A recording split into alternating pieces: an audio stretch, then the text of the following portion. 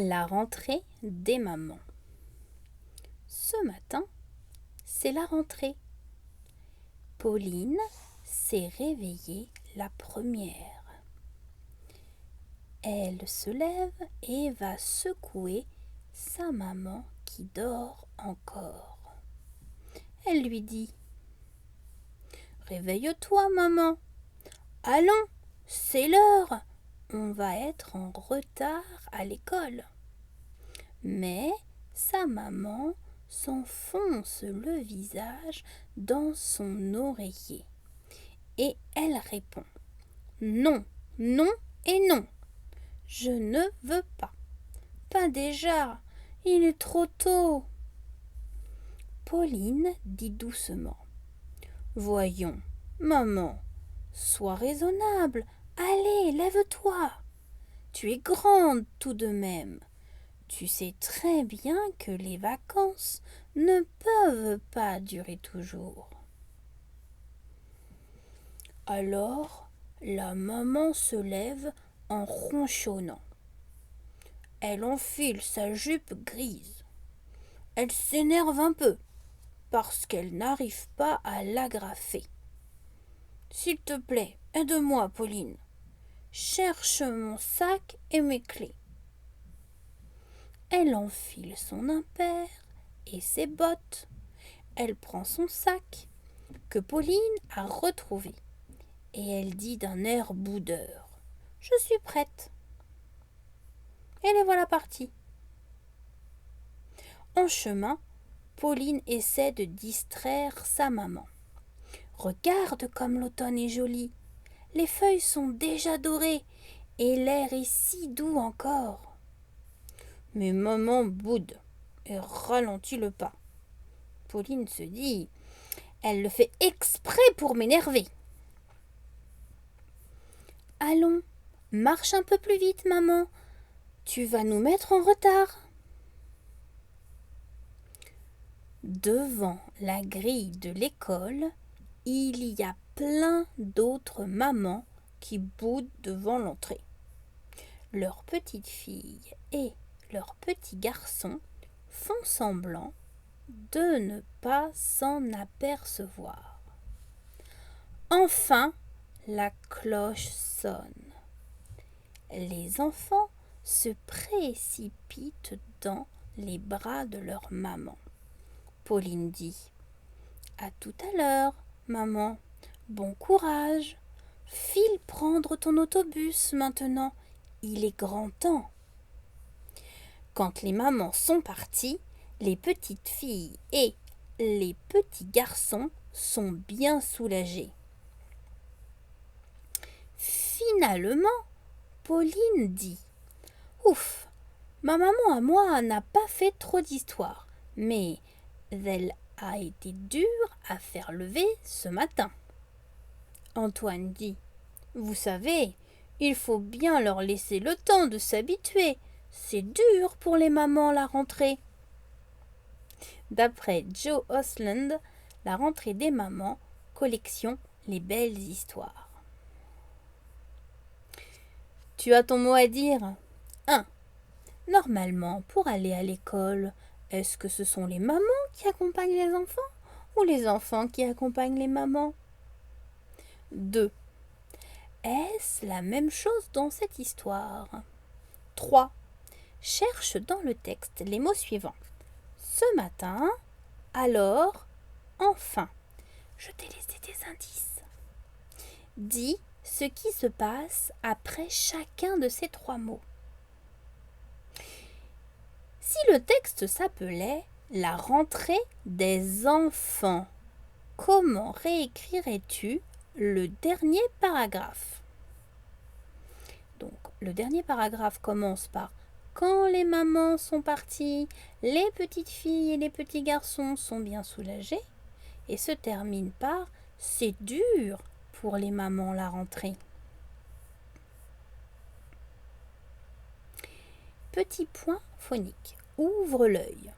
Un écureuil. Masculin, E-U-I-L. Une feuille. Féminin, E-U-I-2-L-E. Donc en fait, on va regarder le son œil, le son ouille, aïe, aïe. On va les revoir et on va réviser le fait que au masculin, au féminin ou dans le cadre de la conjugaison, quand on rajoute un E final, on double la consonne, mais ça ne change rien à l'oral alors que on doit notifier la différence à l'écrit. Donc masculin, E-U-I-L, féminin, une, E-U-I-2-L-E. Un écureuil, une feuille. Le fenouil, la grenouille. Le fenouil, masculin O-U-I-L, la grenouille, féminin O-U-I-2-L-E.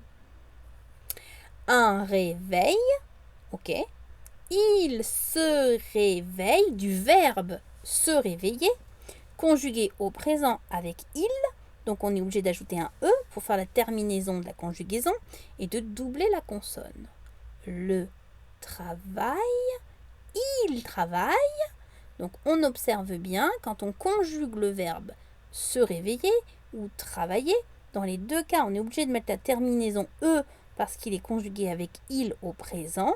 Et du coup, on va doubler la consonne, mais on entendra exactement la même chose. Un écureuil, une feuille, le fenouil, la grenouille, un réveil, il se réveille, le travail, il travaille. Des petites exceptions.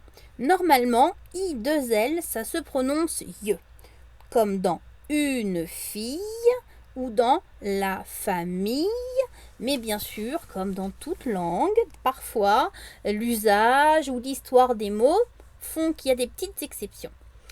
Et par exemple, pour une ville, là, on aura beau avoir I2LE, ça va bien se prononcer ILE. Une ville, mille. Donc, une fille, la famille, ça c'est la version normale, correcte de prononcer le I2L qui sonne ye. Et puis les petites exceptions, une ville, mille. On s'inquiète pas, ce sont des mots très très courants, on va tellement les lire souvent que ça ne nous posera plus aucun problème, ça ne sera plus un petit piège. Obligatoirement, ça fera tilt au moment où on va le lire. Le petit questionnaire, la rentrée des mamans. Alors déjà, on observe les mots du titre. La, féminin, rentrée. Donc, qu'est-ce qu'on trouve à la fin de rentrée? Un E pour marquer le féminin, mais on ne l'entend pas, c'est juste à l'écrit. Une marque écrite. Des, attention, pluriel, qu'est-ce qu'on va avoir à la fin? Du nom commun, un S pour notifier le pluriel, mais de la même façon, on n'entendra pas cette lettre muette finale qui marque le féminin ou le pluriel. Exercice numéro 1, facile. Souligne ce qui est à la maman de Pauline. Alors on se souvient bien du texte.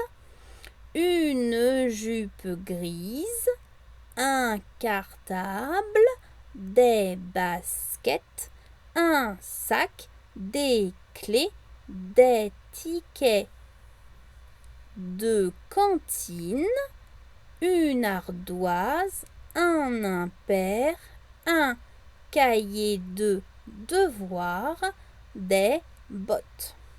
Alors, des tickets de cantine, c'est quelque chose que vous ne connaissez pas forcément aux États-Unis, mais en France, les enfants qui ne rentrent pas manger chez eux mangent sur place à l'école un repas chaud qui est préparé par l'école ou par les services scolaires, par des cantinières. Et donc on mange chaud dans une salle spéciale avec de la cuisine qui est faite spécialement pour les enfants tous les midis, toutes les semaines, toute l'année scolaire. Exercice numéro 2. Numérote ces vêtements dans l'ordre où tu les mets quand tu t'habilles le matin. Un pullover, un pantalon, une chemise, des souliers, marque du pluriel S qu'on n'entend pas à l'oral, un slip, un anorak, des chaussettes. Des chaussettes, elles comme les souliers qui est un mot désuet qui désigne les chaussures, ça marche toujours par deux, on met des S.